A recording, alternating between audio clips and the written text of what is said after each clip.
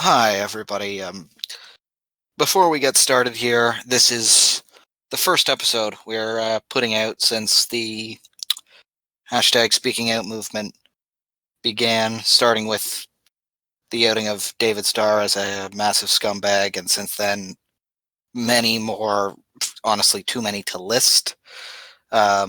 People have been called out for their terrible, scummy, abusive behavior in wrestling. As uncomfortable as this whole thing is, and it's unfortunate, not that they're being outed, but that it happened in the first place. With that said, them being outed is a good thing because these people need to be held accountable, and hopefully this is a big moment for wrestling becoming a lot better. Apologies if this isn't the most put together thing. Just kind of talking about what happened. What I will say is we did promise this match, so we are going to watch this match tonight. We spoke on what it is before, so I can say it's the 30-man Rumble for the WCPW World Title from No Regrets. There are 5 individuals from my research. I can't guarantee I missed any. I can't guarantee I didn't miss any. That are, for lack of a better way of putting it, fucking scumbags. I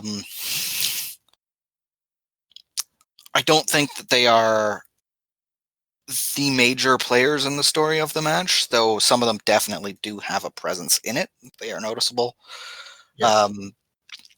The 5 names from my search, which admittedly wasn't incredible. I did a quick search, and for each name that was in the match, I went through it.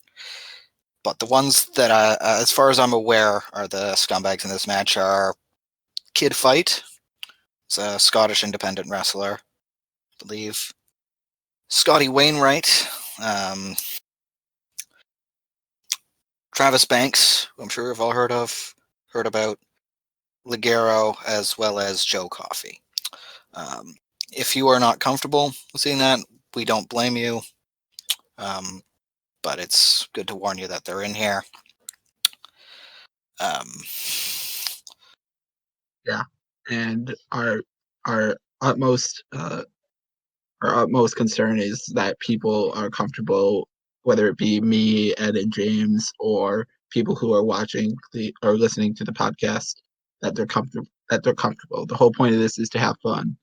So we're gonna be mostly avoiding anyone who we know has had allegations against them. Again, we can't be comprehensive, but we're gonna be doing our best to take precautions to not include anyone who is, as James put it, a fucking scumbag, and also any past episodes. Like, I mean, like I know we mentioned liking Jamie Havoc. Obviously, like that's not true anymore, and any like future allegations that might come out like before we record a podcast, I'll do my best in editing to just mention something in the description or the comments. But yeah, overall, just our goal is to have fun, and it isn't fun to have uh, these people in getting a spotlight in our podcast. Amen. These assholes. Not that we're the biggest spotlight, but we don't want to give them any more than they already got. Yep. The one other thing I will say is it's a 30-person match, as far as I'm aware. The other 20, 25 are, I'm not going to say good people because we don't know them, but as far as we're aware, they're decent human beings. They're not horrible scumbags. Yep.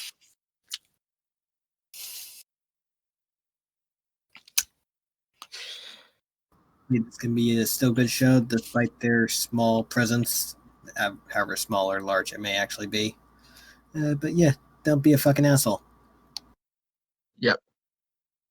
And with that being said, Welcome to the Card Subject to Change podcast for the week of June 28th, 2020. I'm Austin. I'm James, and I didn't think of a joke. I'm Ed. Yes, welcome to our very special 10th episode. 12, anyway. So, yeah, God damn it. our current plan is every 10 episodes, we are going to have a special episode where we watch one giant match instead of three. Kind of put raise the stakes and stuff and such. Yeah, so for this one, it's as James mentioned, it's the 30-man rumble for the WCPW World Championship at No Regrets 2017 from the late great WCPW. And it should be a good match. We also still have the pre-show and a cool dark match for you. Anyways, how have you guys been this week? Or Pretty since good. we last met? Yeah, I'm doing all right. Same as always. Haven't really been doing much. 2020 has been one hell of a year. Started Not a just in Blood Bowl. wrestling. Yes. The best thing to come out of COVID, the Foam Warhammer League. It's a Blood Bowl league I started. I've rage quit one game. I rage quit the entire season. You realized you weren't into it. There's nothing wrong with that, and it happened early. Well, it's not like halfway through, you're like, I'm done. Yeah. Well, I should have realized that I was asking for trouble when I named my team the Jobbers and made every member of the team a famous jobber, like Barry Horowitz. No diss on Barry Horowitz, but... And you got banned for life on the Foam Hammer Discord because of it. Oh, yes. I called Norman Smiley a jobber, and then Paul gave me a ban for life role. You share with James. I'm the only one not banned for life on that server here. Thanks again, Paul. No hard feelings. Don't ban me because of the company I keep, please. Pretty sure I was banned for life for being a massive smartass about the degrees of like splashes and shit like that. So basically the reason I kicked you out of the call that one day. But I'm shit. I think it's like how long until somebody like attempts a 900 like splash or senton or whatever. I'm like, well, it wouldn't be if you think about it because it's the 630 senton, so the next one would be another 180 degrees on top of it. And I forget what exactly it landed on. I don't feel like doing the math right now. Well, what's the one that Neville does? Because that's like 2 degree. That's like 2 different dimensions of twisting. So, well, that's a different beast, right? If you're just doing the flips, then it's the insert number of degrees splash or slash senton, depending on whether you're landing on your front or back. But because you have to do at least another half rotation, it's at least plus 180 each time, right? Yeah, this is the sort of annoying, overthinking dick I am. Anyway. Yeah, that's why James is banned for life on the server. Well, we really went off on a tangent. Yeah. Speaking of dicks, Tessa Blanchard. Wait, what? Wait. I'm segueing. On to the pre-show. Yeah, speaking of dicks, Tessa Blanchard got stripped of the Impact World title and fired. Not because she's a massive racist, but because she would not film her vignettes and promos. Thank you, Impact. Yeah. Yeah, I mean, we already touched on the allegation, so I don't think we're not going to bring it up in the pre-show. But yeah, another one bites the dust from COVID. I mean, I'm not sure. Like, I think her contract was up, and I'm assuming that she would have dropped it at the pay.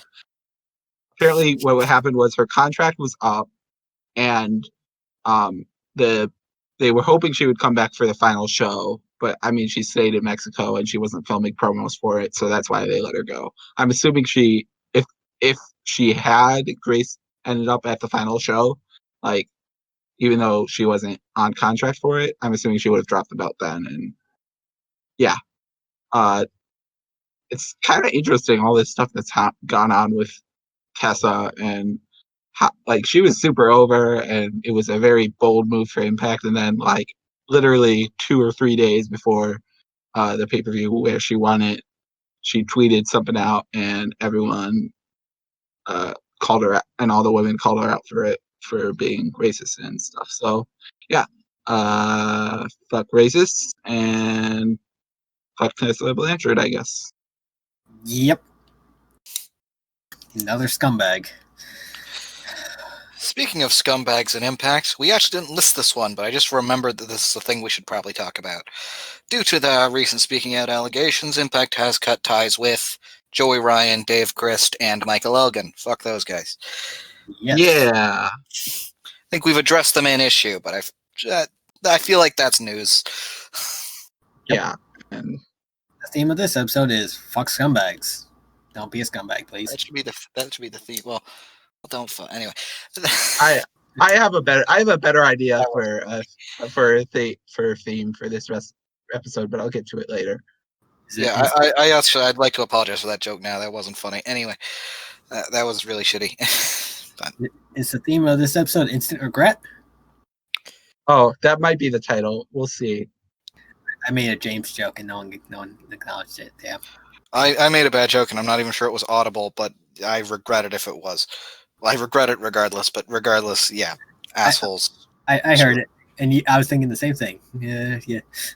We have bad jokes. Yeah, that was not good. We apologize for offend you. We are not trying to be offensive. We're just dope. Yeah. That was a dumb joke I've used in other situations, and that one it really doesn't work. But yeah, sorry about that.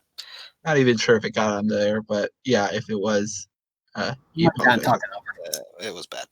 Anyway, in slightly more life-threatening news, COVID-19 has invaded WWE with multiple people, anywhere from 3 to 2 dozen. Those aren't exact numbers. Like that's just like random numbers we've heard. We don't know how many, partially because of WWE's slightly ridiculous PR policy that's almost borders on illegal. But yeah, so we've had multiple people in, whether it be talent, personnel, people who weren't even wrestling, maybe because they were fans, or NXT stars who were fans for the tapings. There's COVID-19 going around in WWE. Yeah, they had friends and family too, did they not? Yes. That were told specifically not to wear masks. Yeah, Kevin Dunn apparently got on the PA and and made a big deal out of everyone not wearing masks. And this is in addition to a number of other like shady business policies, like the ban placed by New York and Connecticut on airline travel, so they moved all the flights to Philadelphia, even though that's exactly what the governors don't want to do, and they could get fined for it, but they won't because business. I mean, it's WWE. Shady business practice is what they do. Don't you know about their deal with the progressive city of Jeddah, Saudi Arabia? Anyway. All right, yeah. Good point. Isn't that your Blood Bowl stadium? Yeah, that is the name of one of them. Yes, the progressive Jeddah, Saudi Arabia. One of the confirmed names of COVID is Renee Young, which is coincidentally why Moxley got pulled from AEW's live taping the past week. Yeah. And WWE is apparently giving Renee shit for actually publicly saying, "Hey, I got COVID." Also, here goes our sponsorship deal. WWE to go fuck themselves. We don't have sponsorship deals. The event that we ever get them, there goes our sponsorship deal. Yeah. So yeah, WWE has certainly been the worst offender. Not to say that any other American companies have been doing even that much better, except for like maybe ROH has been doing good. I mean, look, I'll say this. I have a lot of issues with how AEW are handling things, but it's light years better than WWE. WWE have been exceptionally disgusting. I do have some problems with the way AEW handle shit. Like, of all things, they had a fucking lumberjack match on Wednesday. But, like, Didn't they also have a battle royal? I think they have. But they seem to be operating on the logic of, we're testing everybody, therefore we can do whatever we want. The tests aren't consistent. You get false negatives on those. And, like I said, they're doing a lot better than WWE, and I'll give them that. But, like, I still am not super happy with how they've handled shit either. Agreed. There's unfortunately no excuse, though I have heard that they would lose their TNT deal if they were not airing anything, which would probably kill AEW if that happened. Not an excuse for it, but ugh. They could do other things. They could not have a lumberjack match. They could Yes, that would help. Yeah, for one thing. just a little bit. They could have everybody in their crowd wearing masks. Some of them do. They don't tell them not to, but they could have them all wearing masks. and then you have Jake Roberts who wears it on his chin. Yeah. Which defeats the fucking purpose. Anyways, But yeah, moving on. James.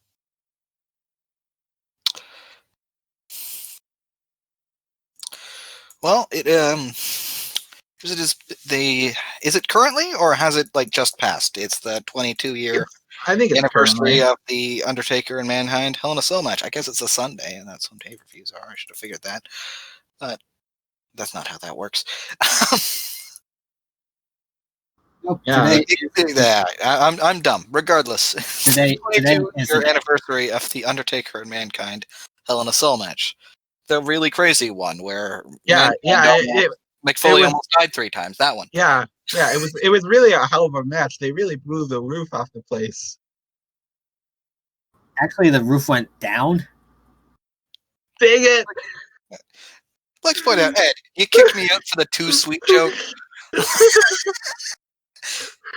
Oh yeah, I make the shit joke. Sure. I was able to send his joke down his throat on that comeback right there, so I don't know what you're talking about. Yeah, therefore my joke was better because you didn't have a way to shut it down. Yeah, I did. I kicked you out of the call. He had to resort to extreme measures. I had to beat you, yeah. Okay. I did want to bring this match on the card, but unfortunately I was thinking no longer for the network, so unfortunately I can't. Well, I can't blame him for that. That's perfectly Yeah. fine. And there's plenty of great wrestling available. So Yeah. Yeah. Plus, I need to feed my newly found anime addiction. Damn it. okay, so what I'm hearing is we need to find an anime wrestling match. I think we've already watched that. Yeah, isn't Kaiju Big Battle? Oh well, yeah. kind of. I made the point that I made. Sorry, I was talking over Ed, but I made the point that it isn't the same outrageousness as anime, but it's about as close as you can get. I think the only thing that's more anime is when Will Ospreay landed on his feet after Kota Ibushi roned him in New Japan. That was very anime, but A lot of, well, Osprey's kind of a dick because he supports a dick, but yeah, a lot of what Osprey does is kind of anime-y. He's very impressive. Mhm. Well, that got awkward. yeah.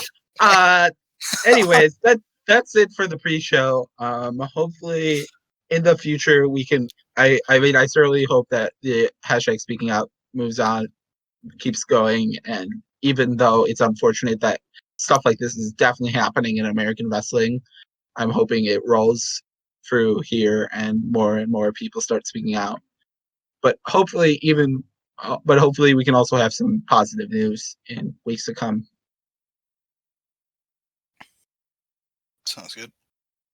Anyways, quote that one SpongeBob thing. It's time for the moment you've been waiting for.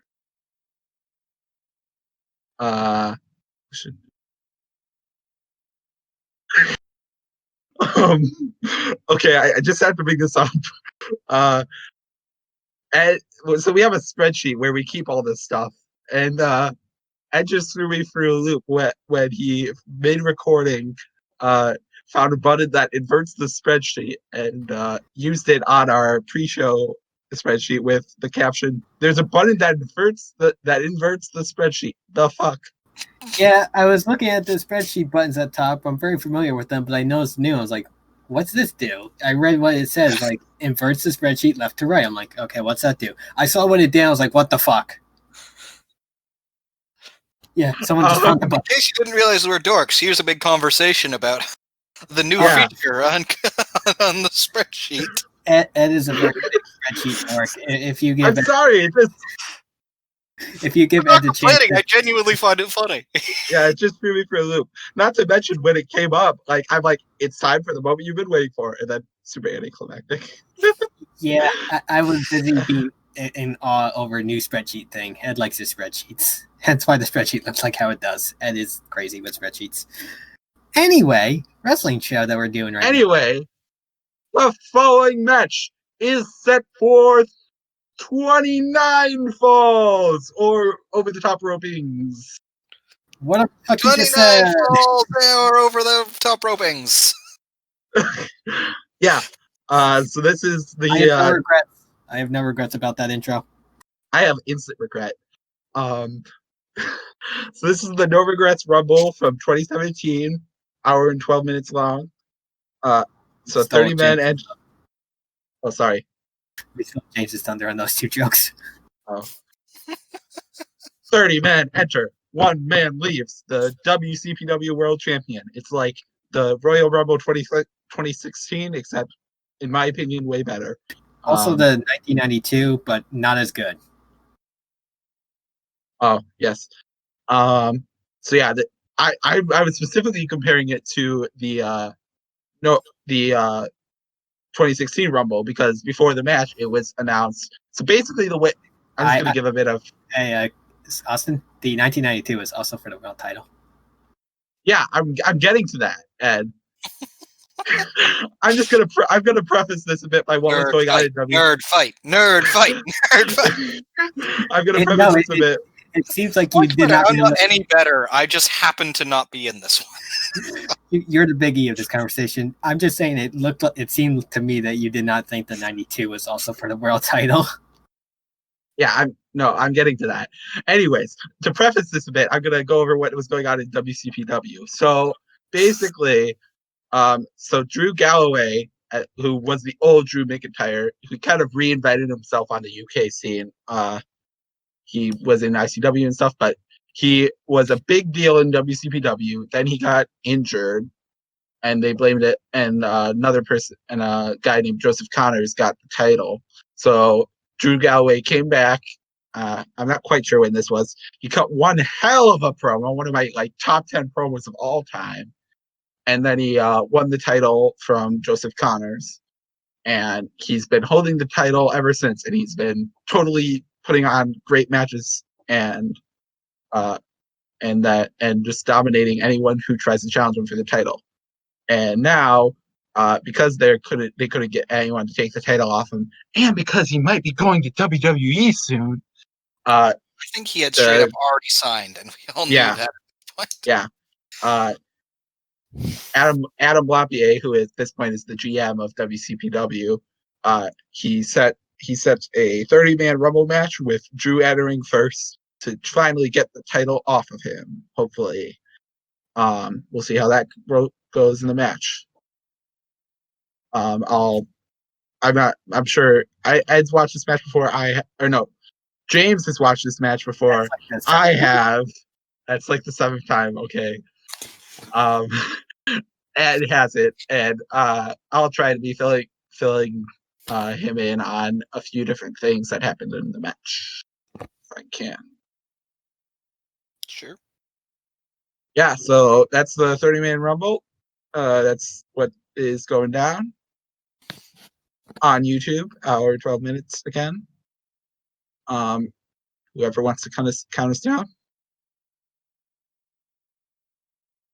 3, 2, 1, go.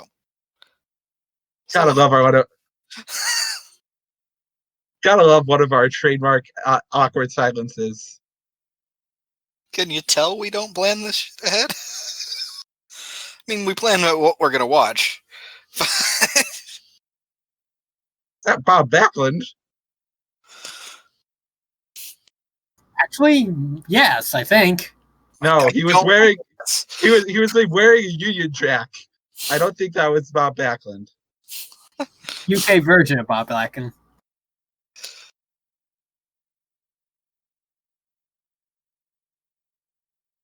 So that's Joseph Connors, who ended up.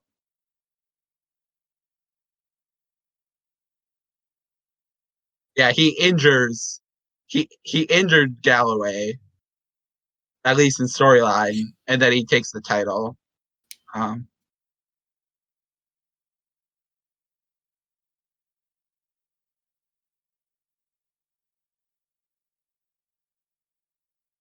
Drew always looks like a goddamn badass. Yeah, and they really played into that. He there's a reason he's called the Scottish psychopath. He's so freaking good in WCPW. He was. He's still great now. Yeah, certainly. I'm really glad he's the freaking WWE champion. He just especially came off as a beast here. Also, Hendry's always been for the belt, and he's been a Weasley bastard. He was originally a face in the match with the triple threat. Yeah. But I think going on, at this point, he's definitely a Weasley heel. Yeah, at this point, he's a heel with his own stable and everything. It's a really... Two of which are douchebags. Anyway. Yeah. But one of the stories one of the cool... I thought it was a really cool story that they did with Joe Hendry. He was a face, and then he lost he lost in the triple threat with Drew, lost in one-on-one match with Drew, and eventually slowly turned heel. And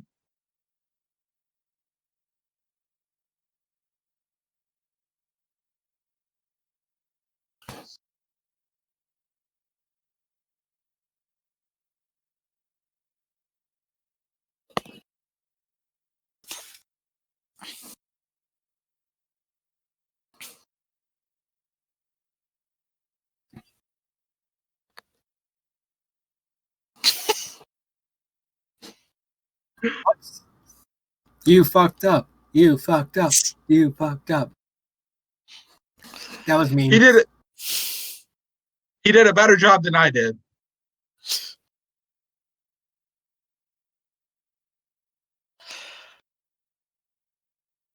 Yeah, so people can be eliminated by pinfall here. That's like their twist on it. Yeah.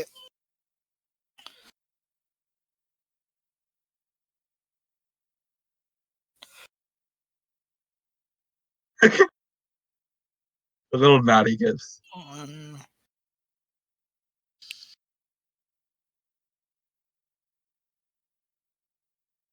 Here's Drew. That if it wasn't clear, that's the comparison I was making to the 2016 Rumble. Champion starting at number 1. Yes. Okay, that's actually fair. Sorry for being a dick. It was a good comparison. I started chanting nerd fight. I was doing a bad job of elaborating on my point. I was making. Also, I'm enjoying this song. It's a bit cheesy, but I like it.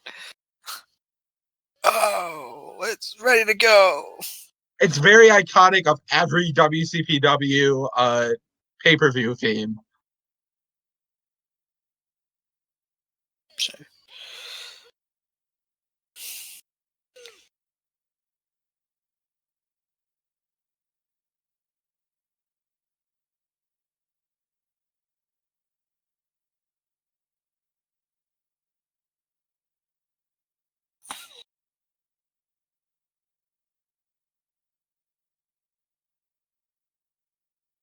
His short shorts make him look naked at certain angles with a title around his waist. Actually, now that I think about it, this is also kind of like the 2020 Rumble, which is the Rumble that he won in WWE. He was like number 10. Also, Stu Bennett is on commentary, the former Wade Barrett. That's him talking right now. Him and Matt Stryker. Yeah. Good old Matt Stryker. I'm marking out, bro.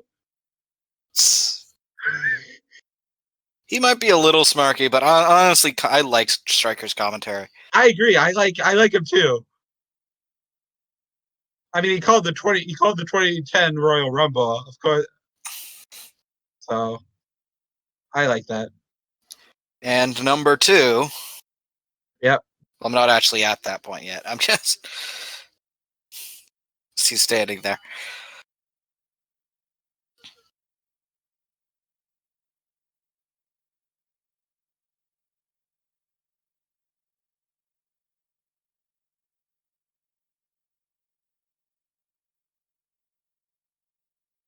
True.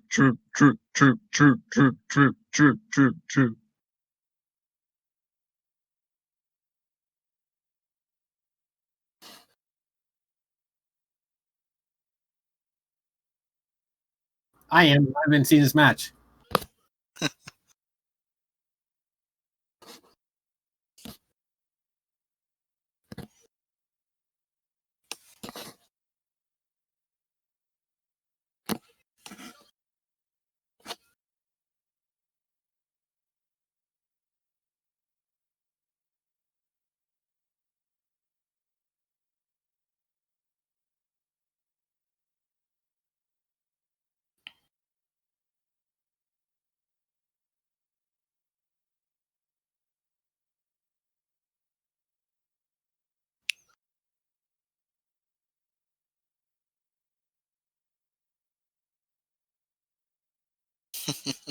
Makes sense. He's a Scottish psychopath, so.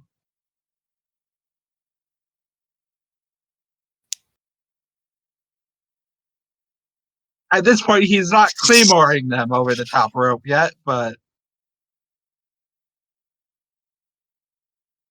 I think at this point he's still mainly finished people with the Future Show. Yeah. Was more of a Sig. I was saying he's not claymoring them. Yeah. God, I love this team. It's number 2. Not at it yet, but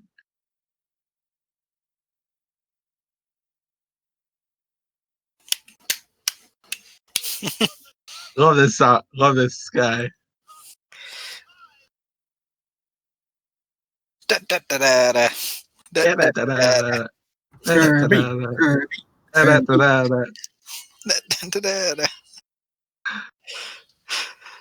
Well, it's only one of us can do the da-da-da-da-das at a time, because we're definitely not going to be perfectly in sync.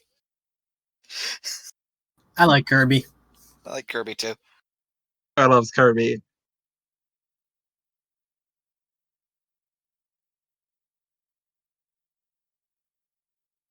Well, I mean, who else can do the most entertaining move in all of professional wrestling? I would agree with that. The Zoidberg elbow. I also like how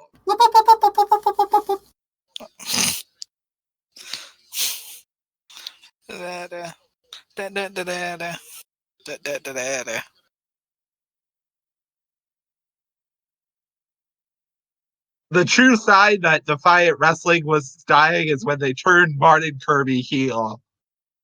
Who would do such a thing? I mean, like, we've seen Bayley and Sami Zayn do great heel turns. Martin Kirby's heel turn wasn't great. Yeah, I believe it.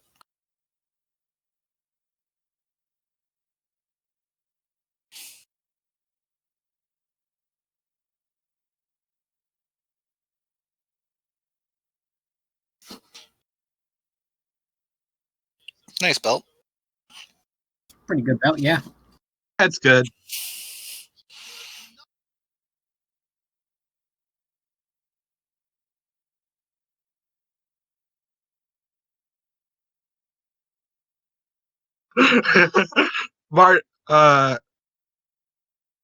Matt Stryker with another smarky moment. This is unlike anything we've seen in pro wrestling ever. Oh, Matt.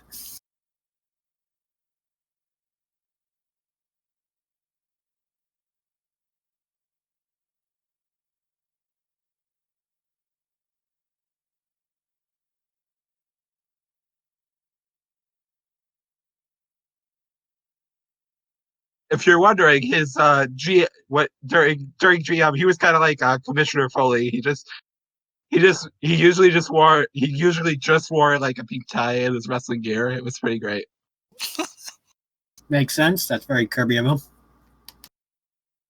It wasn't the whole storyline there with him and Pacitti. Like he took the GM position from Pacitti. Yeah, I think so, Yeah. yeah.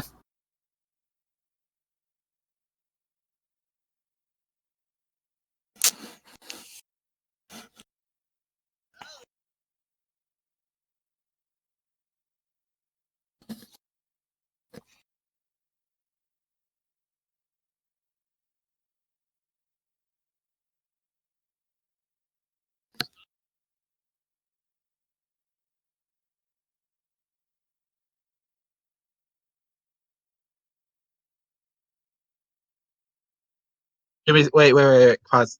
Sorry, I accidentally clicked way ahead. All right, stopping. What time are you guys at?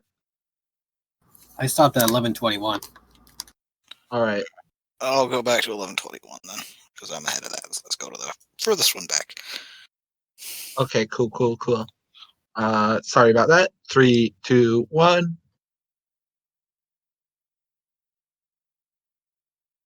We're all good? Yeah. Perfect. You got the countdown, 8, right? Like we're all 7, watching now. Yeah, 6, countdown. 5, 4, 3, 2, 2, 1. 1. We're actually mostly together. That was good. Yes, we were. Oh, this is the guy that James could not really look up. Yeah. Nice, small guys. He's a bald guy with a beard. What a surprise. I haven't seen him yet. There he is. Yeah, he's a bald guy with a beard. He is.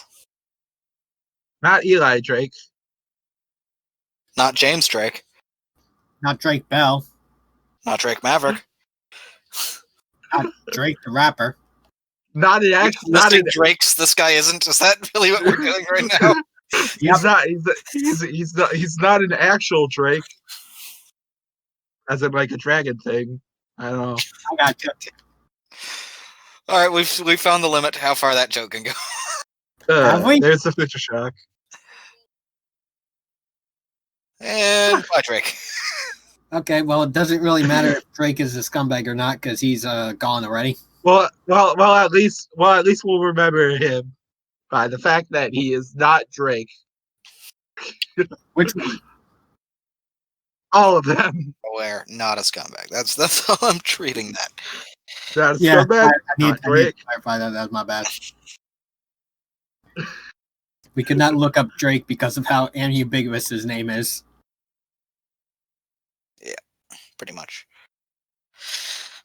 Anyway, Kirby is trying to lift a 6 foot something, 250-pound Drew McIntyre. Galloway. Successfully lifted what you said there. Uh-huh. Yeah, but then Drew lifted him way higher. Oh, yeah. Yep.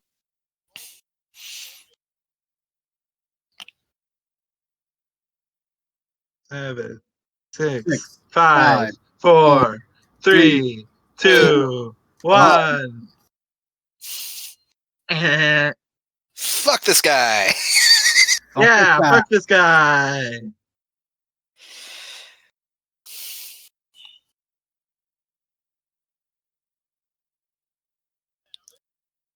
For those of you that are just listening and not watching this is the kid fight guy we mentioned. I'm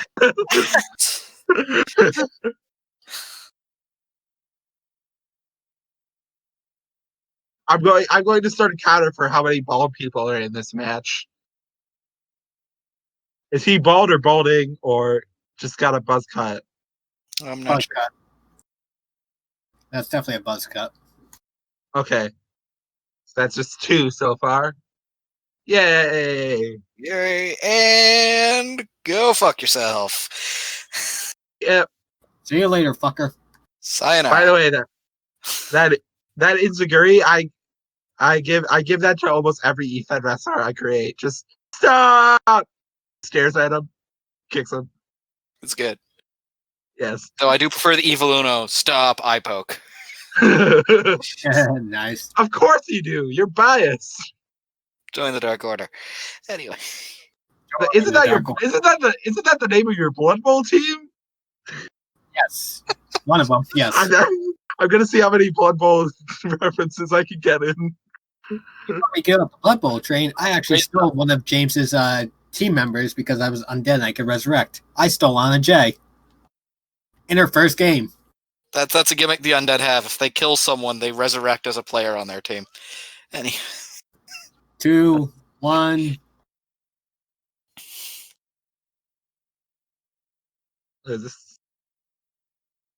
Oh yeah, it's this guy, Bad Bones.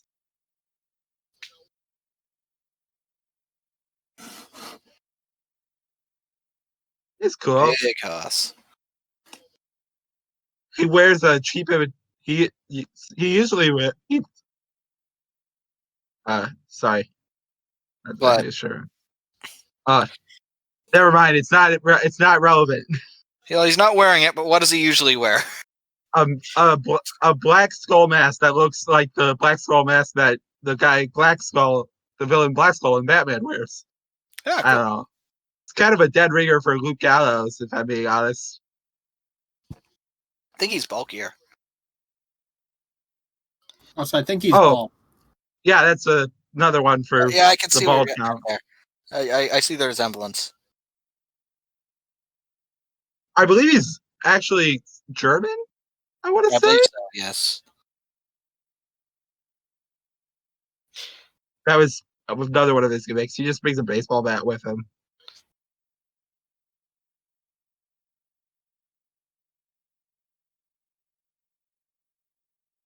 How do you do? He's almost got like some tensai tattoos going on.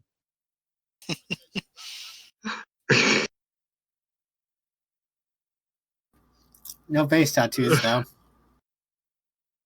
Stu Bennett clearly has not watched the 2001 Royal Rumble.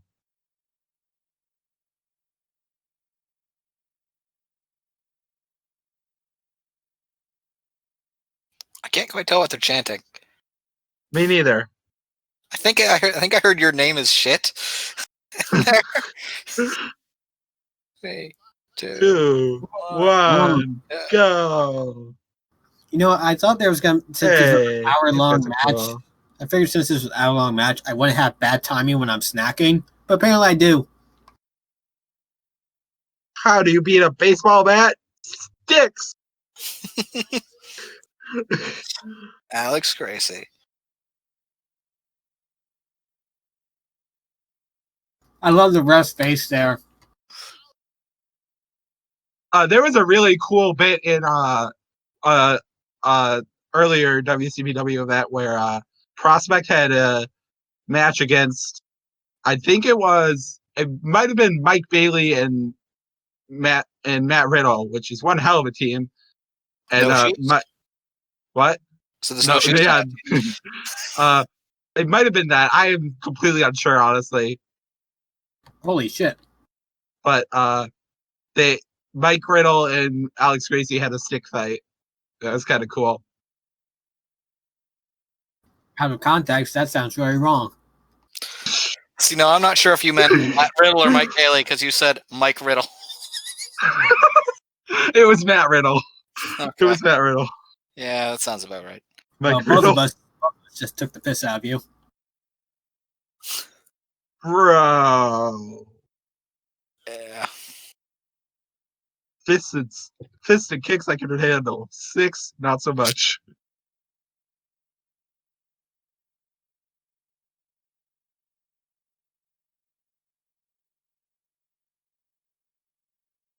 Ooh. What? Max Striker just implied that the WCW gets to go through the TNA. It's a hell of a perk. I love Matt Striker. Oh, the other Hey, half. it's another guy. Archer. Not Lance. Let's not do this again. Sorry. He's almost Don't apologize for laughing at things that are funny. not Lance. Hey, that was kind of funny. It was a callback to a previous joke. Wait, why are you putting the table on the outside? He's setting up Chekhov's table. Why are you throwing him over the top rope? Oh, he is It's going a over the top rope. What's the purpose of a table? Just being kind of cool. They don't like bad bones. This is what you get for for hitting our stick with another stick. A bigger stick. Giggity?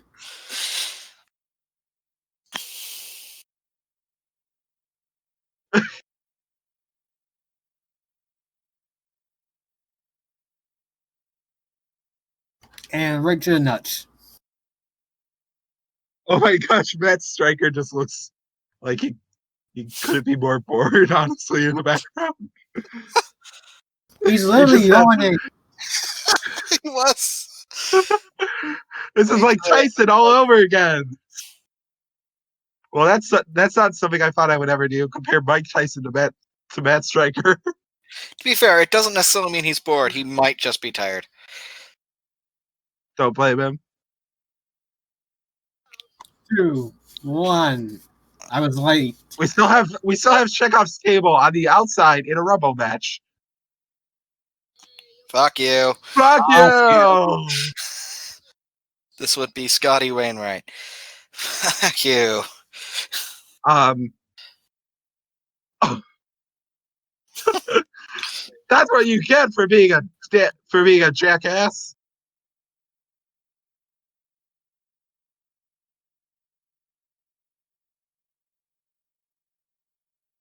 It's a British joke, I think.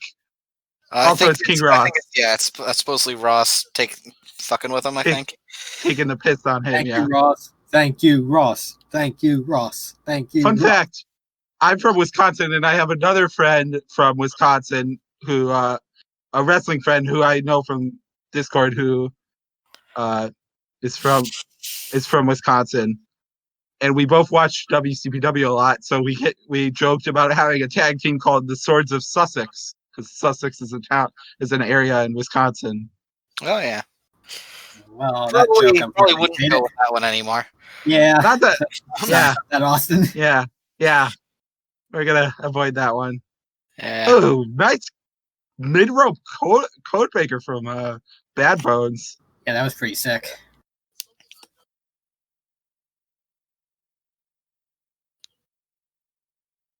Oh. Where the fuck did Nutcuts come from? It's his gimmick. He just has a whole bunch of martial arts gear. He just has assorted weapons. I got keep it. the nunchucks. Why are you getting rid of the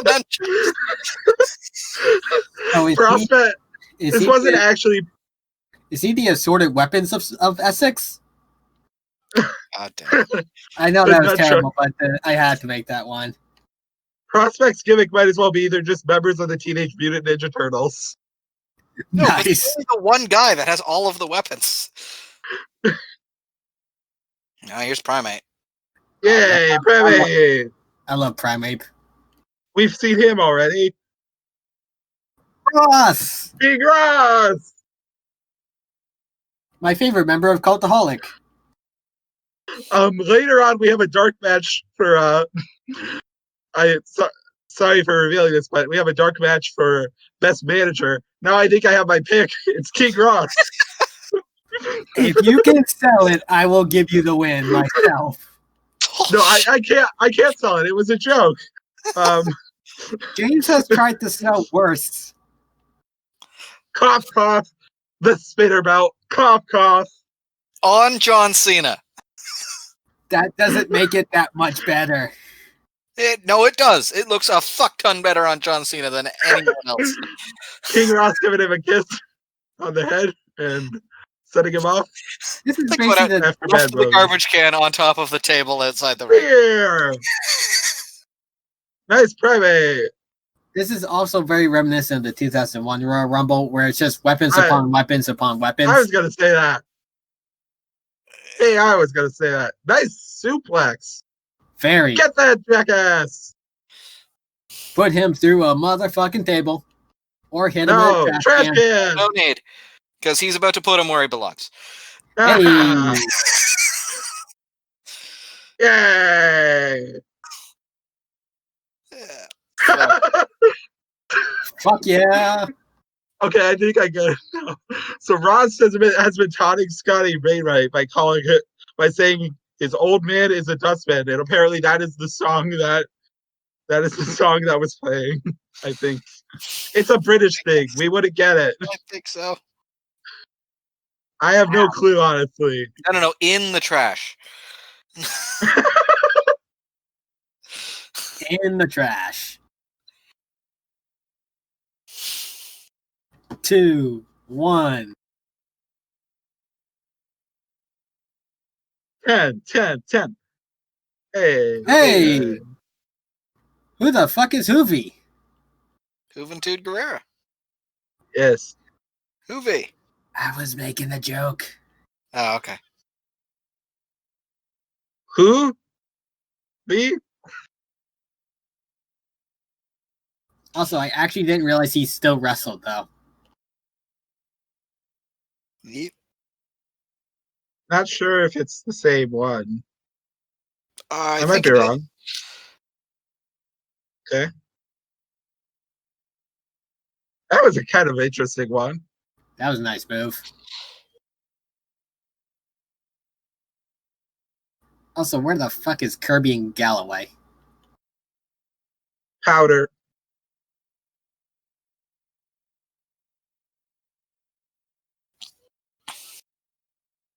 So yeah, where the fuck are Kirby? Okay, I think Kirby's in the corner. I saw the pink boots. I told you guys they're powdering on the outside. No, he's in the match. He's punching a guy. There he is. Ah, there Oh, he he's is. I saw punching the the pink dick. boots in the corner. That's how I knew he was in the ring. No one's looking for the champ. I don't know why they're not looking for the champ. But also, where the fuck is the champ? Yeah, didn't they say everyone was gunning for Drew Galloway? No, I think more than anything, they just want to win the match.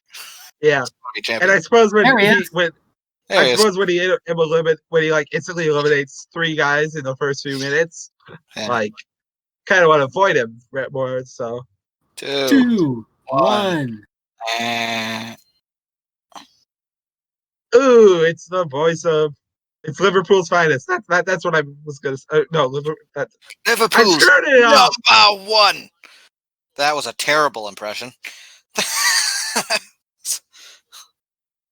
That was a really shit impression. I should stop trying to do this. Kyle. No, don't skin the cat, you piece of shit. To be fair, he didn't. He just kind of Get pulled him, Primate! Get him!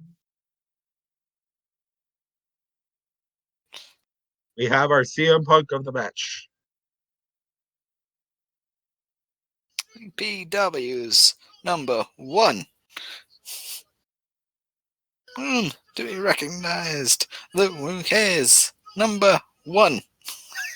To be I know this is his bit, but James has watched this match like in the past week, so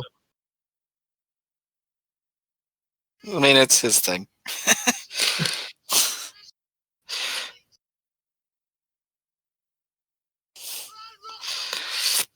Matt Striker is fucking dry, but it works so well. Zach Gibson is truly the MJF of Liverpool. No, I think they like him in Liverpool. It's everyone else. It's everywhere else that doesn't like him. MJF of everywhere but Liverpool, except America, because that's where MJF is. MJF is kind of hated here too.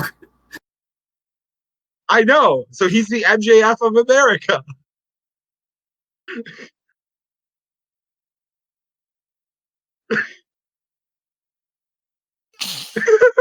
Matt Striker is standing up. I think Matt Striker is standing up and motioning to him, saying, "You should get in the ring." I think someone gave Matt Striker too many drinks. I also think Matt Striker at one point was a wrestler too. Yes, Yeah, he had the teacher gimmick. I am Matt Striker, and I am your teacher. He was part of the worst pay-per-view in WWE's history. I actually enjoyed Teacher Matt Striker. I'm not going to say he was great, but he was an enjoyable mid-card heel. He wrestled out ECW's December to Dismember, so yeah. Yeah, I should know that. I actually researched that show for a dark match. Yeah, you did. I kind of blanked everything out except for the one match I picked. Oh yeah, Spud. Hey!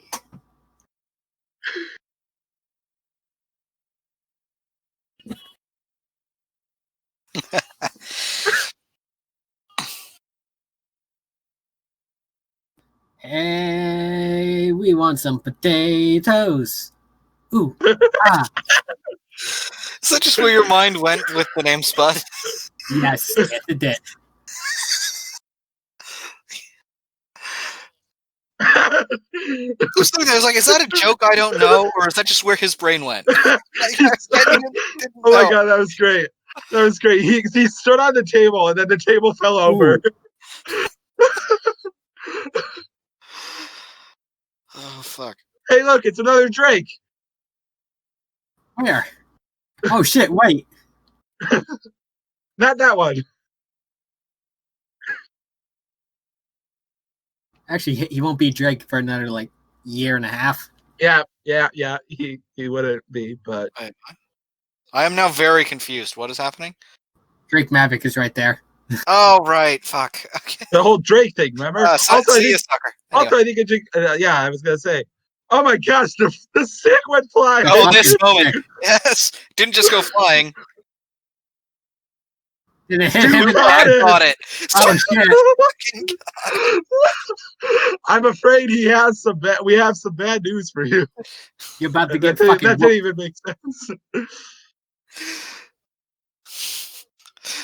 Yeah, first time I watched this, it's like, why did they all cheer so much? Holy shit! I mean, that alone makes me want another run for Wade Barrett. Yeah.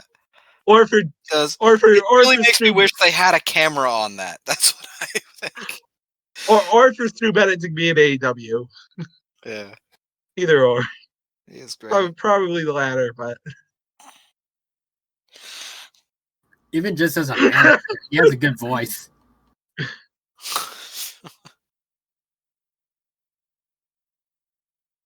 One. They just keep going back and forth. One. That's a really awkward Newton's cradle between their testicles. 2, 1.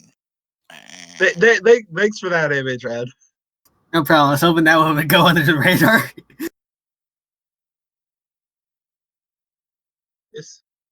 Who this? Johnny it's Moss. this guy. Big Johnny Moss. Big boy. Muscles upon muscles upon muscles. Had a team with Liam Slater. I'm not sure. Mm.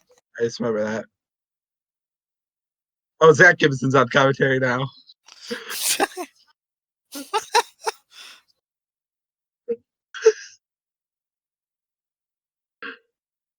Just took the headset from the other guy. From Stu Bennett. No, because there's the guy in the middle. He took it from him, I think.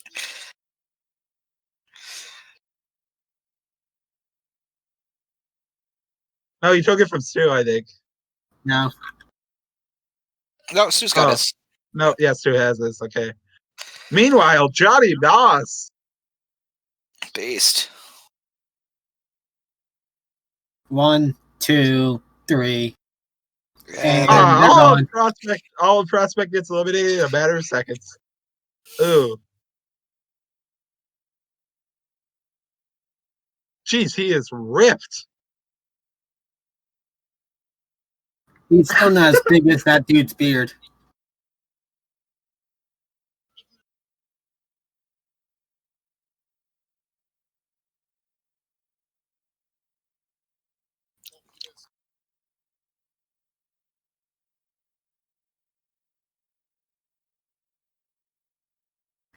No, primate. Yeah, fun fact, Johnny Moss. I remember this from later in WCPW. Oh, Ooh. finally! Johnny Moss did eventually got became he Johnny Moss eventually became a coach in the PC, so that's kind of cool. oh, yeah. Oh, nice.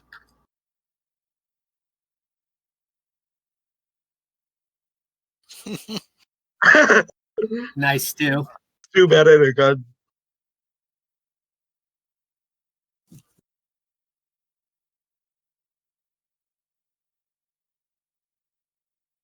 Okay, Is this so what I think it is? it's the Prestige. It might be Yeah. the guy you think it is. There's two people that are fuck them. Fuck you. Fuck you. So, and just real quick, the Prestige were Joe Hendry's heel faction, where they were basically just a bunch of really shitty heels, and they dominated the promotion to a point where it was they kind of killed the promotion in my view, but Oh, so they're the NWO of WCPW. exactly, that's what I was trying to I say. think they were a well done heel faction. Yeah, they were done better. There was So only the NWO. NWO. They didn't get so sprawling, but they had some bad moments and they kind of just took over the That's promotion sad. for a bit too much.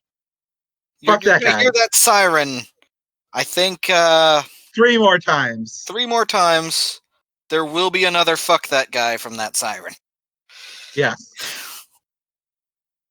Another Fuck, I bad may as well point say of his name. Joe Coffey. Fuck that guy. another bad point of the Prestige.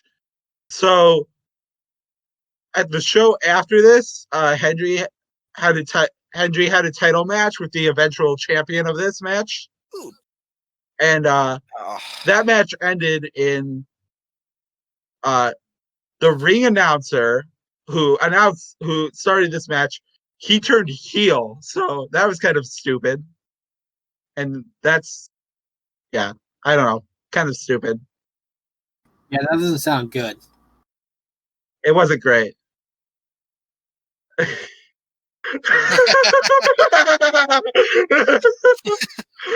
you remember that, and that's why you were teasing it earlier? I honestly, I remembered it. I knew it happened at some point. What? Stupid. Matt Striker truly is a has-been.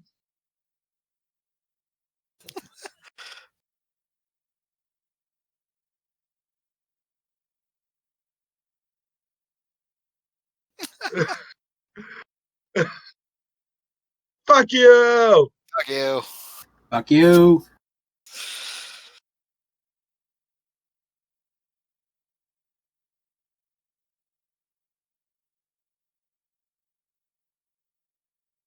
I like you just flipping off the ref. Remember when Booker T entered the Rumble, and then Michael Cole entered the Rumble, and then Jerry the King Lawler entered the Rumble? Yeah. I think it was those 3. Yeah, I think so. Sounds about right. Nice. Nice. It's the classic day. It's a day. That's truly a Daniel Bryan maneuver, except adapted to a Rumble. You know? Oh, Bob Backlund. That's what I meant. Sure.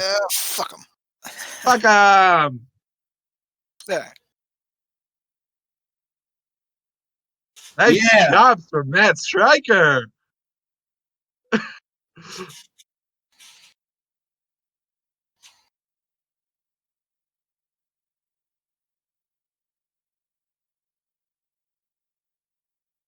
Haha. Ow. I love that, Whoop. that little motion he does where he holds his hands out. Who's next? Oh, it's this guy. Yep.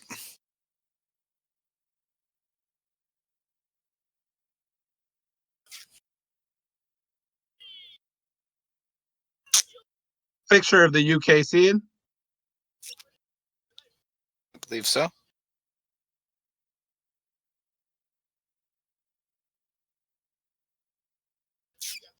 He was in a faction with Noam Dar in Oh, yeah. ICW. Sounds fun. I think it was called Pinky Party. Alrighty then. Kind of random. Hey, look, no Pinky, no party. See, it's on his tights. I guess it's his thing.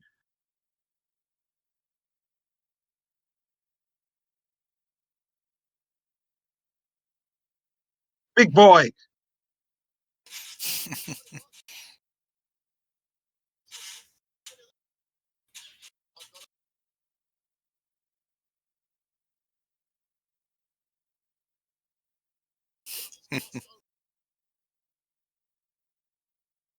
Ooh, nice suplex on the asshole. Sorry. Alrighty then. Oh, it was great. Oh, it was just the way you did that. What was it? It Pronunciation? was so smooth. It was great. Oh, nice suplex onto asshole. Not even the asshole, just onto asshole. Yeah, that sounds like a night after Taco Bell. Great. Matt Striker. Matt Striker trying to pump up the crowd. He pointed at Don't someone. know why you apologize. That was fucking funny. Yes, it was. I'm very insecure, if you couldn't tell, James. Yeah, me too. I get it. I think we all are. Hey,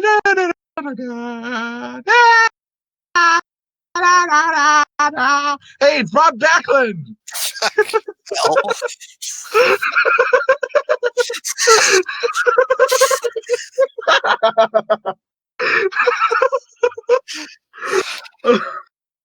At least it's in the match, so at least you knew who it was. So you could find out. Very close to being a Definitely not disconnect. Bob Backlund. I don't know why. Don't get me wrong, he's bigger, I think. I don't know why I thought that when I saw him in the package beforehand. It's just... Slightly older looking, wears blue. I can see it, but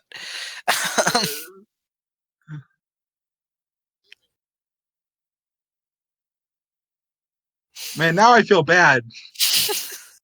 Also, the eye poke to Sean Samuel is followed by the suspender snap. That was pretty great by Matt Striker. Also, why is Matt Striker still in this match? Who the hell knows? because he is your teacher. It's the best comeback I had. He really does not look like he belongs in a wrestling ring, but he does. Well, it's not anymore.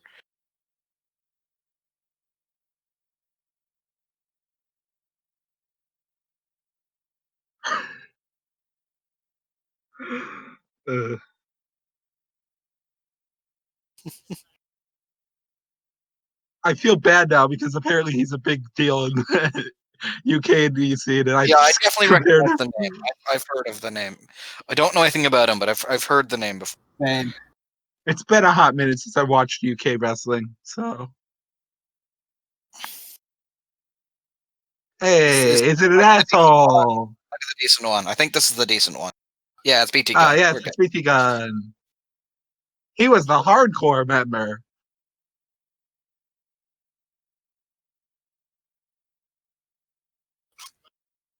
yeah, but don't save the asshole, please. Well, they're in a faction.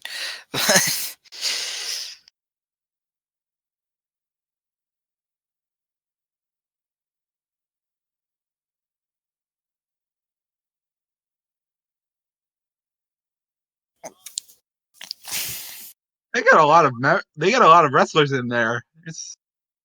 They really fill it up. I'd like to point out one of them is Matt Striker.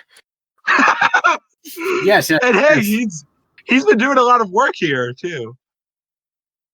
I feel bad for Doug Williams there, because for some reason the ref took 30 seconds to realize he was being pinned. Yeah. I don't think Doug Williams was a favorite. I'm sorry, Stu Bennett, but Matt Striker had a nice cutter on the asshole, though. yeah, I told you he's been doing his work. Also, he keeps pumping up the crowd.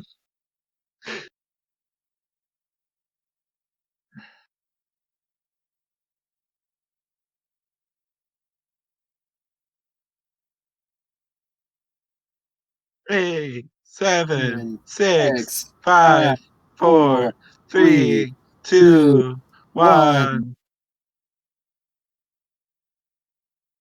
Hey, this guy. He had a really good statement. He had a really good statement a while back about racism in wrestling and stuff, and not wanting to use his race as part of his like wrestling character, you know.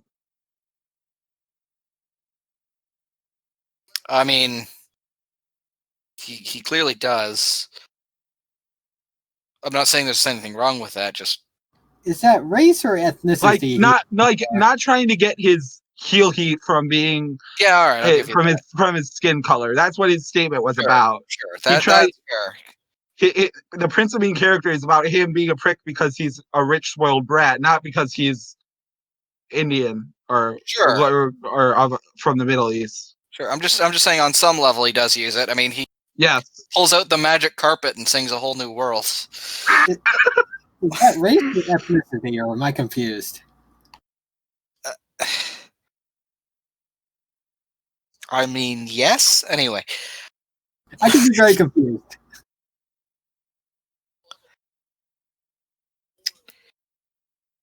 All right. Entertaining guy. He's fun. I love Chris Amin. Yeah, me too. No, Striker's out. Yeah, he is. He put in the work again. All right, so who here was surprised the first time they watched that he wasn't immediately tossed the fuck out of the ring? Me. I think all of us, yes. He did his work though. So. He actually stuck around a bit. Oh yeah. Viper. Oh hey, Viper. Piper Nevin in NXT UK, I believe. Yes. Fuck, he's back. Ooh, fuck. This is the best part. That was so good. Rockstar Smile. Take some notes.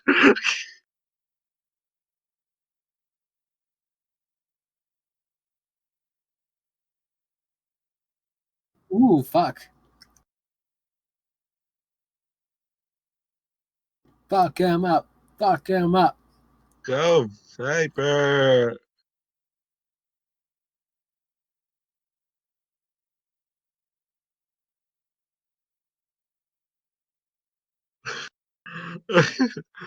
I think Zach Gibson is setting the record for most powders. He's right up there with Chris Jericho.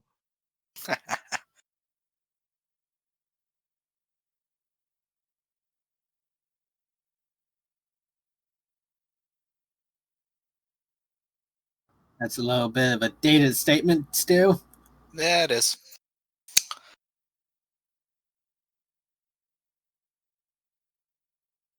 And there goes the main.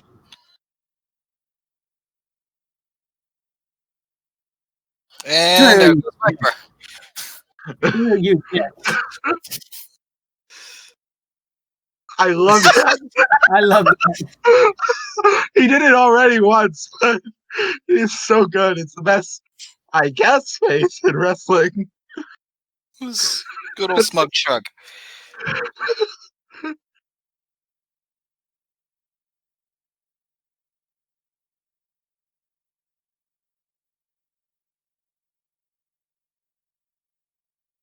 Yeah. Phoenix.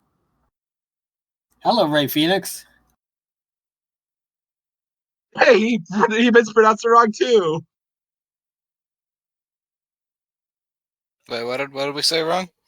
Ed said Ray Phoenix. That's also And what I then- said. What's wrong? Oh yeah, I That's thought his it was name. Ray. Thought it was Ray Phoenix. Oh. That's how I always pronounce it Ray Phoenix. Also pronounced McIntyre. Yeah, I know. I'm not to be relied on for pronunciation. A rare slip up from Ray. There you go. House of Fire. Ow. The man literally yelled "boom." See it? Boom! He thinks he's hot shit. So good. Jay Wheeler. Well, that's a very specific reference. That one's just for James. Yeah. That was... Oh yes, Stu. Prepare for one of the biggest pops of the night. Fuck him up. Fuck him up, Bennett. Fuck him up. Fuck him up, Bennett. Fuck him up.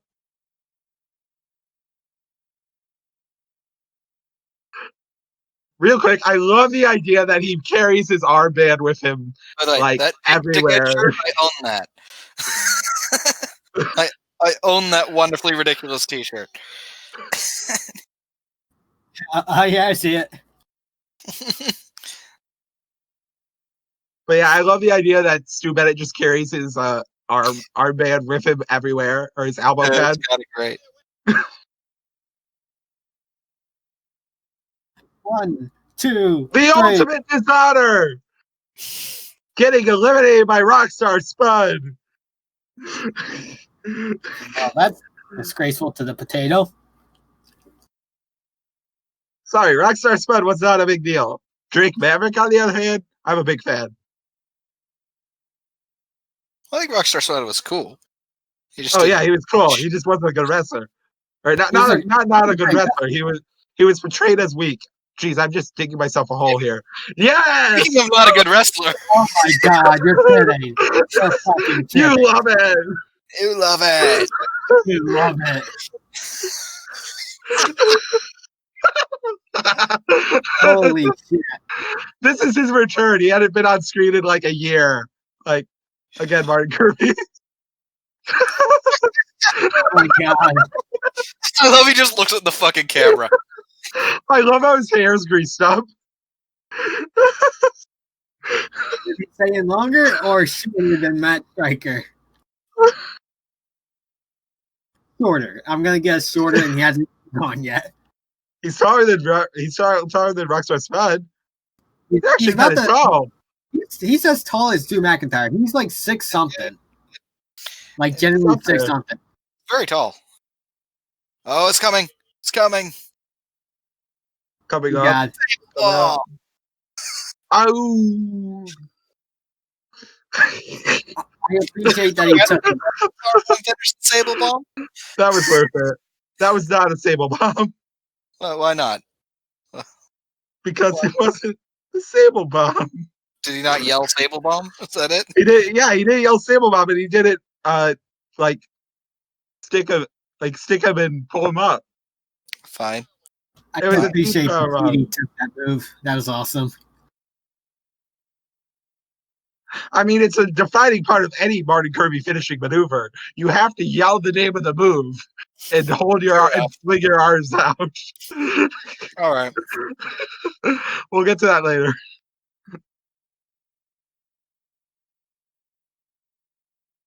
Fuck you. Asshole! Fuck you. Fuck off.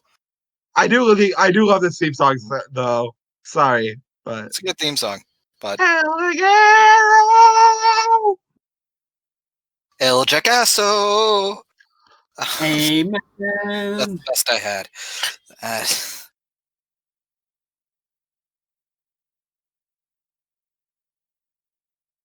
Fun fact, El Ligero was in the Mexican qualifier for the World Cup.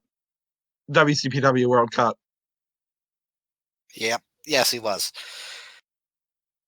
Take that how you will. I thought they probably could have gotten another actual luchador. Yeah. He's definitely not from Mexico. He's a twat. He is.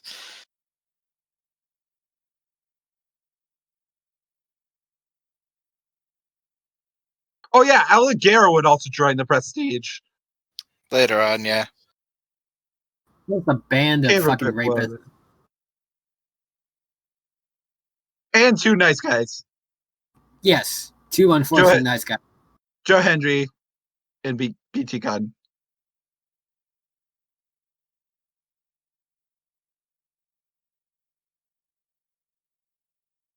We don't know if nice guys is the right word.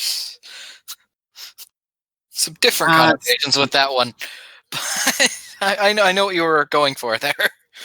Decent human beings. Yes. That we know of. Yeah. No, they are nice. But humans in general are. Here's a real hero. Fat Ligero! Fat Ligero! As far as I'm aware, anyway. Because I don't know who's in the mask.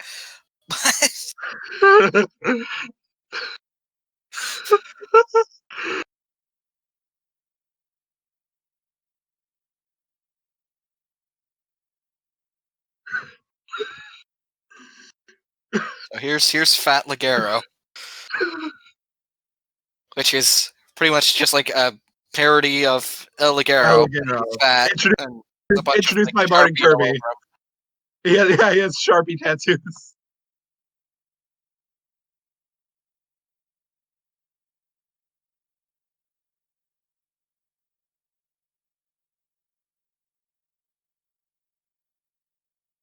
Who gave him the tramp stamp on the back? Also, they mixed Mexico on his stomach. He also just has a tic-tac-toe game. Yes, he does. No, this is just so stupid. Yes, it is. Again, one half of them is a twat, but they're recreating the Doink spot.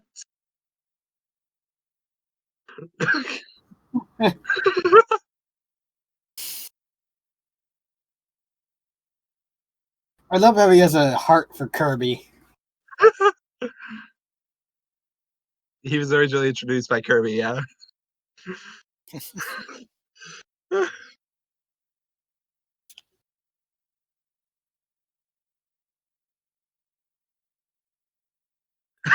Yeah, so now we just don't have to watch that corner of the ring for a bit.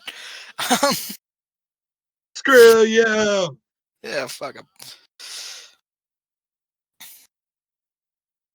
Actually, the camera is going to stay on them. Oh, it is their spot. Yeah. So fucking twats. Yeah. Just focus on Kirby and Rockstar Spud, not these fuckers. Well, one of those fuckers. I'm referring to the Prestige. It's not hey, like there's a new entrant! New entrant! Yeah!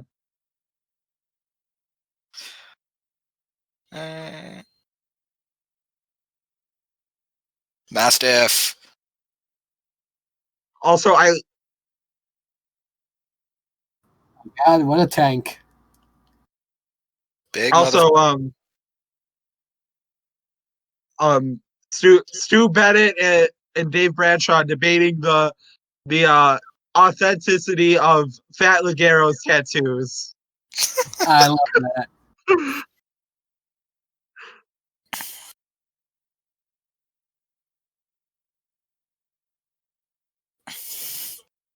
Suplex. Oh yeah, speaking of, guy that runs Suplex also seems to be a scumbag. Anyway. Oh, damn. Yeah. Good to know. Not necessarily everybody's in it, just the guy that fucking runs the brand.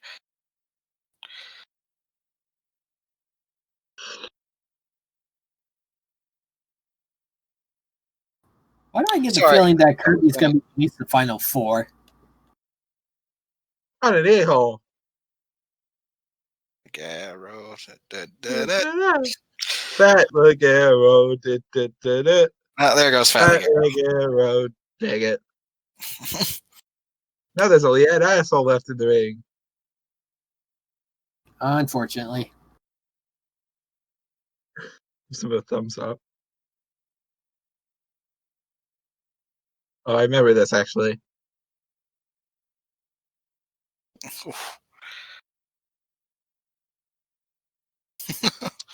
Oh my god.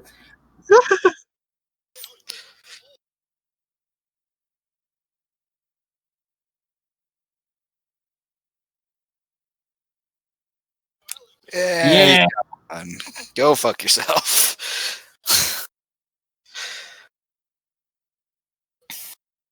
5, 4, 3, 2, 1.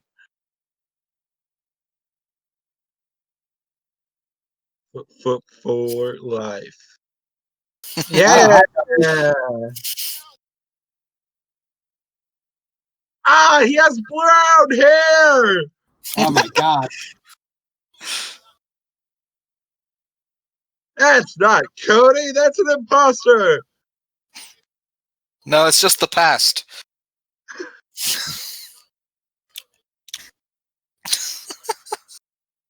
He looked really better with blonde hair. Does he, or is it what we're used to? Because I remember everybody talking about how started. See, I Ray think he- Phoenix and I probably think he's both. better. I think he's Probably a better both. heel. He's a better heel with blonde hair. Yeah. I remember when he got the blonde hair. Someone it was during the Bullet Club Civil War, and someone commented, "It makes him Eminem? look like a GI." Someone commented, "It makes him look like a GI Joe villain." I was gonna say makes him kind of look like M, just slightly. And then he entered the him versus Kenny match with an eye patch on, and just went full on GI Joe villain. It's 27 again? Oh, yes. Oh God. Who's the other Ray? I think he debuted on this show. I love Rey Mysterio. Yeah, he debuted for WCPW on this show. So I believe it. that was a hell of a flip for the 6-1. It was. 6-1, nah. Nah. Good kick. Gotta love Ray. Uh-huh. Disaster kick. WCPW got some big talents. They had Rey Mysterio. They had Kurt Angle. They had Broken Matt Hardy was there at one point. Galloway. Rhodes. Yeah. They had the Young Bucks.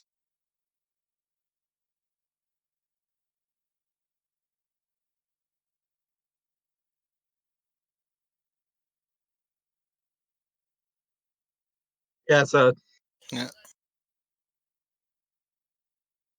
2, 1. Yeah, Fuck you! Fuck you. At least he walked out right away, so we didn't have to wait to her. Fuck you.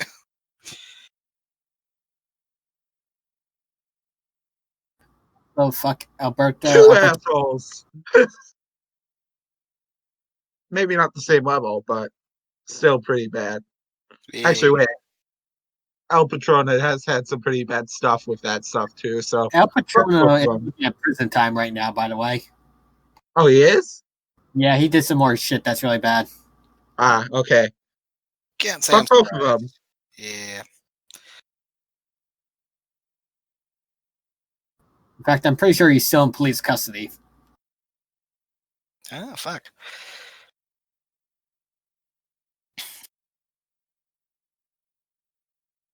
Good to know Disaster you kick. have it. Good to know you No, have good. it. There goes Cody. Fuck. Sorry, Gostin. What were you saying? Good to know you have an extensive knowledge of Alberto El Patron. I just remember him being a fucking scumbag all over Reddit. Fuck. And there's Ray. Heel heat.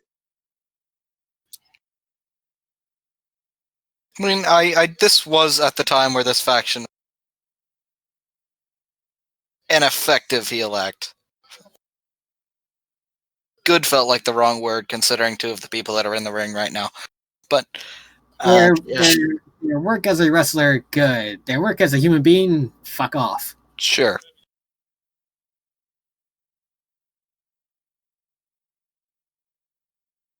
Screw you! Screw you too. Not you, though. Not BT Gun. BT Gun, you're good. Kirby, you're good. Galloway, you're good. The other two, fuck off. Pretty much. Fuck off. Okay.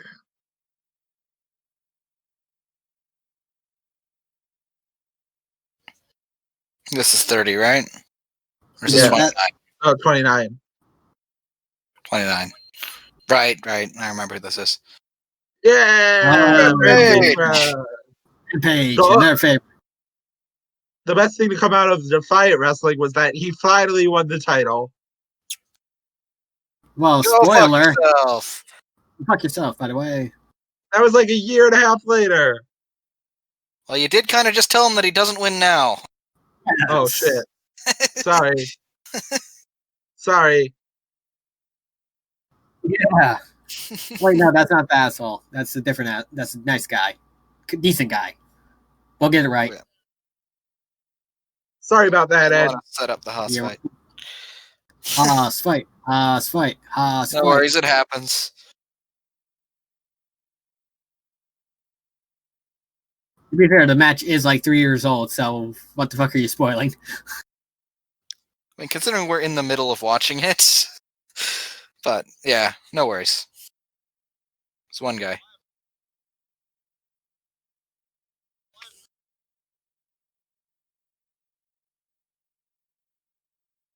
Somebody toss this fuck out or pin him.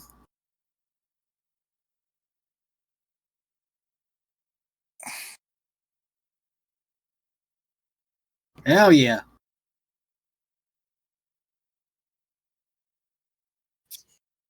Yeah. A page out of the Evil Uno playbook. Yeah.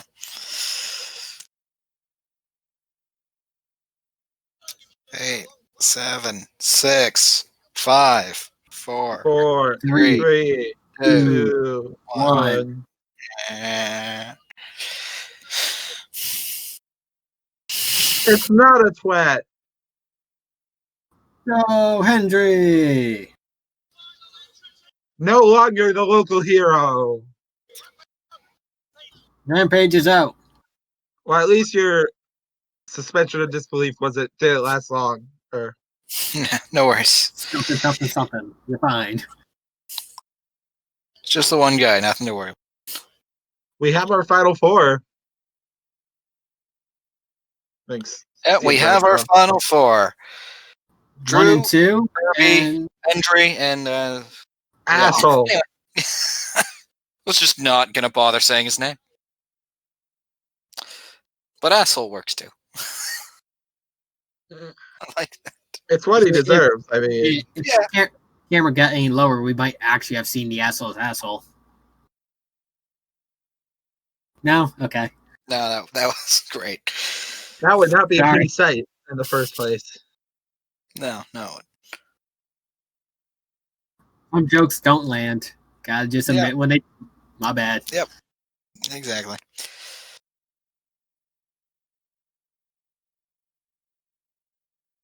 At least that joke didn't offend people. Except your holes. I'm just thinking Moving myself. on from that joke. Isn't it amazing how there's nobody standing right now? Anyway. Nope, there goes Galloway. He's up, but he's being powered bombed by himself. Never mind, he just headbutted himself. Oh. Ooh, and there's the future shock. Alright, go fuck yourself, Coffin. Go fuck yourself. I mean, I started that joke, but honestly, it doesn't even work considering we've been acknowledging in those guys the entire fucking match.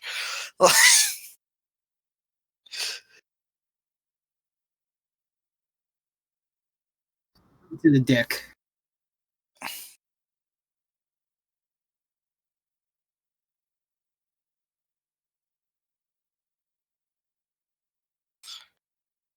Oh my god. By his own goddamn move. And then there were two. I am rooting for Kirby. As is everybody in the building. Kirby.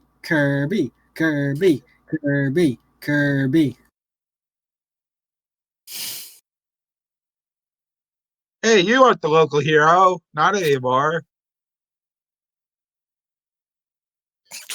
Oh my god, that was a really good fall.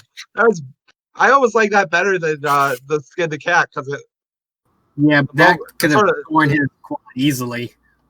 The momentum there was really cool. Stop! Here it is. Nice sound. That was I really genuinely love that That sound. was nice. Here we go. Gentlemen.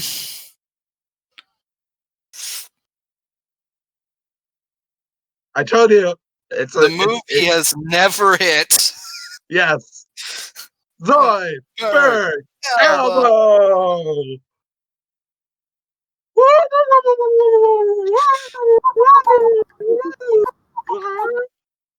Yes! 1, 2, 3. Yeah. I love it. Oh yeah. The roof, he blows the roof off the place.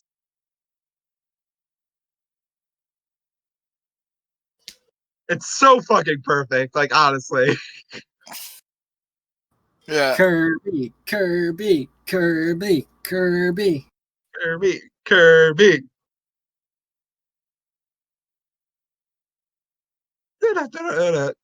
Da-da-da-da-da.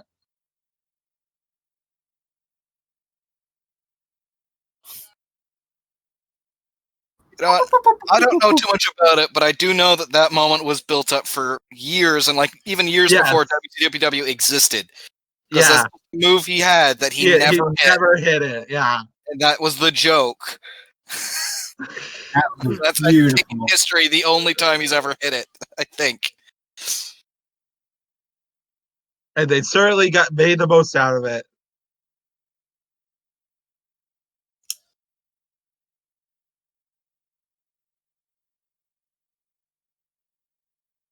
Ooh. Of course, he's retired now, but this is like probably the highlight of his entire career. It was very, very heartfelt moment. So a great moment. That's the Havoc Rumble.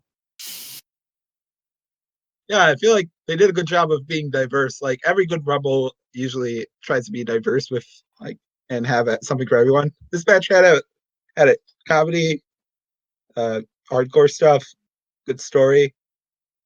I still think the funniest thing was the freaking nunchucks. That's all of the weight. Where did he get nunchucks? It was pretty great. But then you had Stu Bennett catching that stick. That was amazing. And of course, that fucking hell of a moment that I just talked about, that fucking Zoidberg elbow.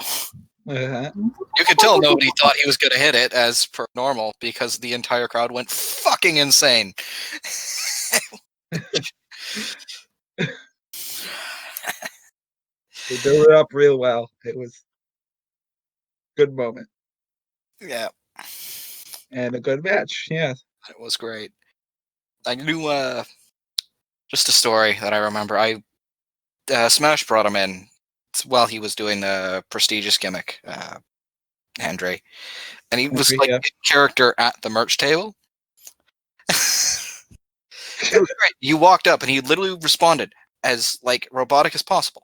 Welcome to the prestigious one's merch table. Are $25. Hoodies are this much amount of money. 8x10s are $10. If you would like to speak with the prestigious one, that will cost you 200 Canadian dollars. You will be granted a free 30 seconds of conversation with any purchase. What and then I bought a shirt from him. We talked for about 30 seconds. He then said my time was up, offered me a virtual handshake. It's just a handshake where you don't actually make contact. Hey, he was ahead of the curve. was so good. He was ahead of the curve. Also distancing before it was cool. Because it is cool. Social distance, kids. All right. You guys talk amongst yourselves for like. I'll be right back. So, That was a good match. Excellent ending. I knew about the storyline of Kirby not hitting the bionic elbow, so he was gone for. I was like, wait, what? He ain't gonna do it, is he? the Zoidberg elbow. It's Yeah. the Zoidberg elbow. I got confused. Whoop, whoop, whoop, whoop, whoop, whoop, whoop. I love Zoidberg. I love Kirby. Glad he won that. That was amazing. Again, it has a lot of stuff for like good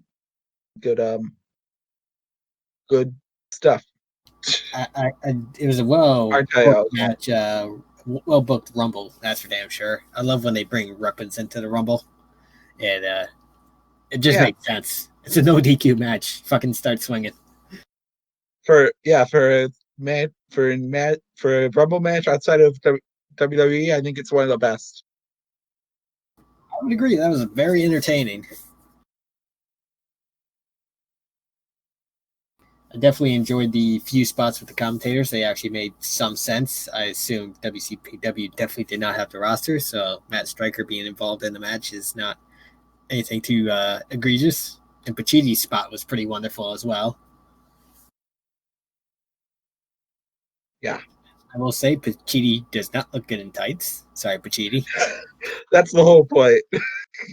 I think he would agree that he does not look good in tights.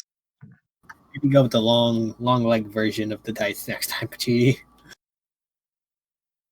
Yeah, this is one of my favorite moments from UK wrestling, up there with the previously mentioned Drew Galloway promo, and also Grado winning the ICW title was pretty crazy. That it was. I think I remember that. He won it off of Drew Galloway, and it was an overbooked mess of a finish, but Grado won the title. So Fair enough. Nice.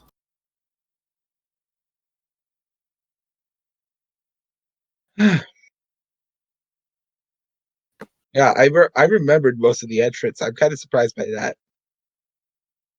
Real quick, I want to see. It wasn't that long ago, so it's not that shocking. You're not like trying to remember the 1992 Rumble list. I don't remember the 92 Rumble. I just okay. It was not Mike Bailey in that Prospect versus Matt Riddle match. It was Liam Slater. I don't know how I got that confused. Cousin of Heath Slater? No, sadly not. Damn. James has been experiencing technical difficulties. We'll be back in a second. Oh yeah. Also, never mind. Austin lost his train of thought. Yep. Once again.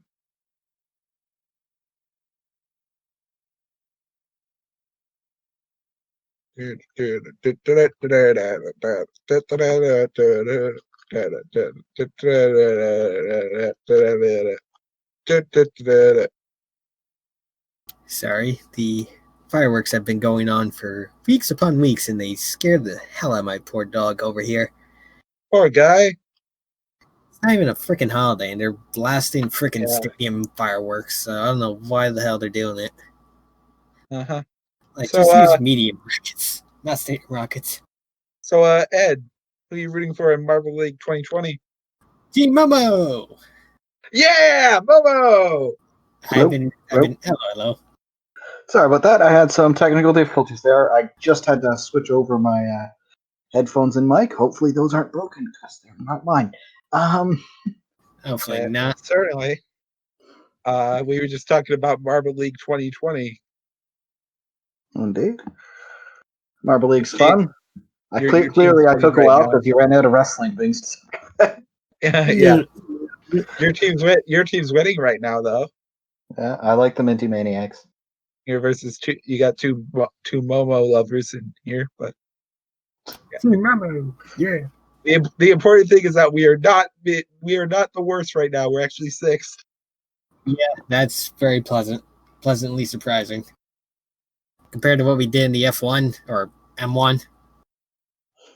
And 2019. And 2018. I started watching the M1, so I did not know about us sucking. Yep, I only They've picked always them. been I pretty mean, the Minty Maniacs weren't in 2019, so bad. Fair enough. But hey, they're doing good now. yes, they are. Anyways, back to wrestling stuff. The only reason I like Momo is because I'm a big Avatar fan, and there's Momo in Avatar. Anyway, wrestling.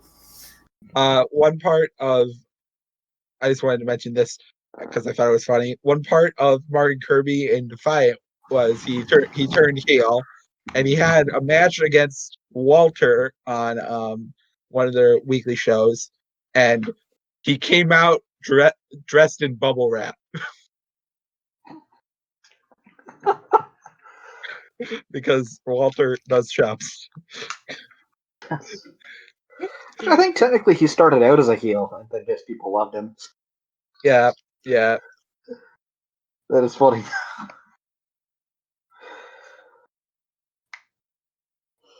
So yeah, that was a very good match, and not much more to say about it other than it's one of the best Rumble matches outside of WWE, in my opinion. All right. That was Sorry. a few awkward moments in the current day, but you can't do much about that. It's not. And now Ed has to leave for a bit, so we're gonna fill it. But the show must go on. Card is subject to change. But chick. Exactly.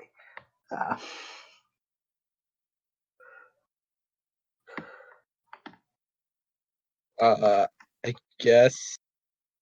I think this is officially the most awkward episode we've had for multiple reasons. Yeah. I guess. I'd like to apologize because all the episodes haven't been coming out on time. I probably have a 2-week late one that I still have to produce. Summer's been kind of busy, but I should be getting that out, and then I'll obviously get this episode out, hopefully closer to when it was actually recorded than the others. Yeah, life comes first. Take care of yourself. For those Thank you, listening, James. stuff's coming. Yeah, no worries there. Don't rush yourself.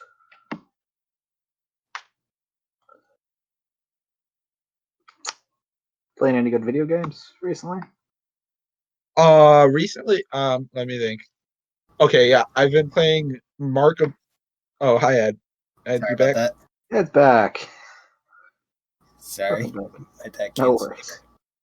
Gonna finish my thought and then we'll head on to the dark match. I've been playing Mark of the Ninja on Nintendo Switch, and that's really fun. Really good stuff game. Nice. Anyways, after a good bit of delay, it is time for the dark match, which is brought to you by Ed, because otherwise we would have been talking about it already. For a split second, I thought we had a sponsor. No, I didn't. No. I didn't think we had a sponsor. If we did, we lost it from all the COVID talk. Maybe we can join. Maybe we can ask Marble League to sponsor us. Oh, God. Anyway, the dark match this week is your favorite manager of all time. My pick? Not named Jim Cornette. Yeah, I don't think anyone's going to choose Jim Cornette here. Yeah. I'm going to try this and it's going to fail. Ladies and gentlemen, my name is Paul Heyman, and I am the advocate of Brock Lesnar. Wait a second, you aren't named Paul Heyman. Nope, but that's as good as an impression I could do. Anyway, okay, good to know. My pick is Paul Heyman. He is very good at selling a lot of things. He's a very good talker. He has a very good look, and just overall a half decent person. Kind of skipped down. Not the best at running. Yeah, no, not at all. Not the best at running a wrestling company, but he's certainly a very good manager. I can't agree more. He's great on the mic. He would definitely say he's an advocate, not a manager, and he definitely would not say he is himself the best, but I think he is as far as I know of managers. I obviously never watched people like Bobby Heenan, but Heyman is my guy, and I am a Paul Heyman guy.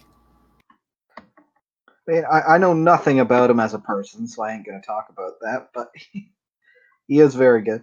Give him that. Yeah. He definitely knows how to sell, and that's what a manager should do. And he had the makings of a good booking strategy. Absolute batshit chaos. The man knows how to make stars. You gotta give him that. Yeah, that's. I was pointing to like his brief stint on Raw, not as much ECW stuff that kind of got out of hand. His stuff on SmackDown's Booker, and even the current stuff on Raw was pretty damn good, as far as we know of what he actually put into Raw. Yeah. Either way, fantastic manager. Absolutely fantastic. Good pick. Thank you. It was a very good choice. But I will say it's not even the best Paul available. Because my pick is Paul Bearer. Oh, that's not. I was thinking Ellering for a second. Okay. Another strong choice. Thanks for stealing my pick again, James and Ed. You guys both stole my picks. Whoops. That's how it goes. No, that's the order we have. To be fair, I had the same first two, so even if I went first, you still would have been screwed. Yep. I also had an indie one that you guys hadn't have heard of, but I wasn't going to bring him up. You guys don't know who the fuck I'd be talking about. Work. But, yeah, no, he's great, very entertaining. He had the perfect kind of shrill, creepy voice to be the kind of counterpoint to the stoic Undertaker or Kane, regardless whichever one he was managing at the time. He's just very, very good at what he was doing. Or both, yes. I would absolutely agree. He is iconic. Yeah, and I love a gimmick. I can agree with that. He was actually also a mortician at one point of his actual life. He not just in his actual life, not at one point in his actual life. That was his profession. He was a mortician, so that's kind of cool. And I would try to do an impression, but it would be worse than Ed's Heyman. So the bar is very low, so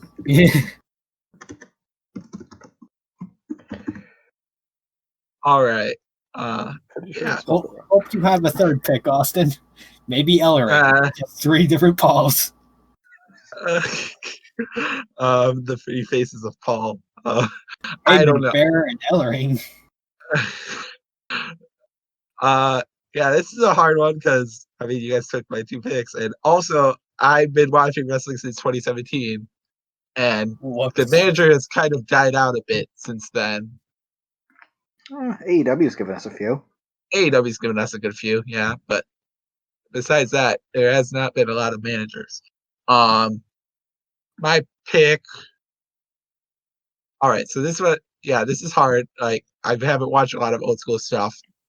I'm going to pick again, like James said, I value a gimmick. So my pick is the Sinister Minister, Father James Mitchell. Oh, damn, that's an old one. Jesus, I don't know that much about him. He's not that old. I know what you're talking about. That's a cool one. He was an Impact. He's been an Impact for a while now. Okay, I don't know my Impact either. Oh, okay, fair enough. That's a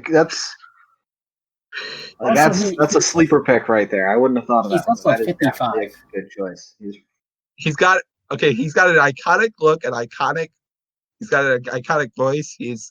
When he manages people, like he kind of like Paul Bearer, he kind of like puts his mark on them. Him and Abyss, that was his big one.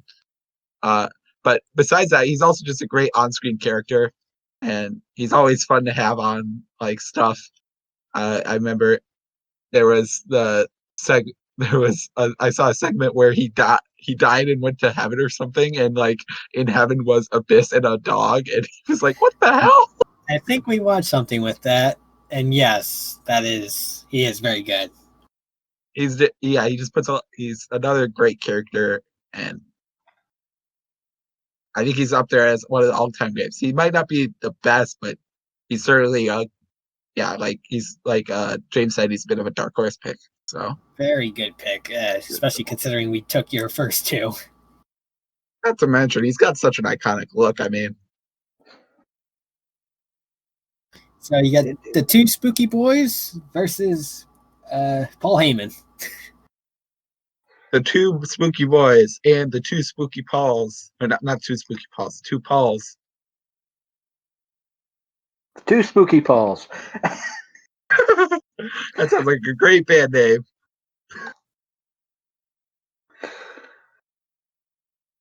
See, now that could be an episode title right there. If we were searching for a title, The Two Spooky Pauls. Two Spooky Pauls and Right. one James. Which James? I don't know. Oh yeah.